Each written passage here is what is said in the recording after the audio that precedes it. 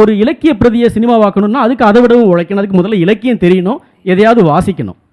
அப்போது சரி, சராசரிகளுக்காக சராசரிகளே எடுக்கக்கூடிய சினிமாவாகத்தான் இது இருக்குது. அப்போ அவங்களுக்கு அவ்வளோதான், என்னை தேடி வர ஆடியன்ஸ்க்கு இவ்வளவு கொடுத்தா போதும் அப்படின்னு அவங்க நினைக்கிறாங்க. ஸோ அதுதான் ரொம்ப முக்கியமான ஒரு மனநிலையாக இருக்குது. அப்போது இந்த படத்தை பார்த்தால் எனக்கு என்ன கிடைக்கும் என்று ஒருவன் கேட்காத வரையில், ஒரு ஹோட்டலுக்கு போனால் நான் கூகுள் ரிவ்யூ பார்த்து தான் மட்டன் சுக்கா கூட சாப்பிடுவேன், ஒரு ஹோட்டலில் ஸ்டே பண்ண போகிறதா இருந்தால் ரிவ்யூ படிப்பேன்.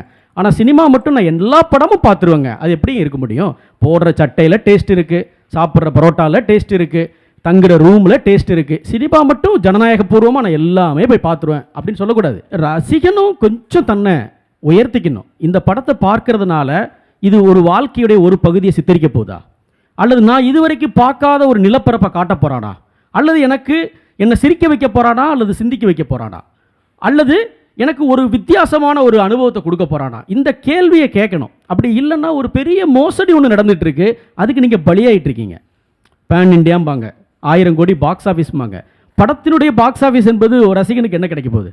அப்போது ரசிகர்களால் இந்த சினிமா உலகம் கணிசமான பாதிப்பை ஏற்படுத்துது. ஒன்று ரசனை இல்லாத இயக்குநர்கள், இன்னொன்று தன்னுடைய ரசனையை மேம்படுத்திக்கவே போகிறதில்லைன்னு நினைக்கக்கூடிய ரசிகர்கள்.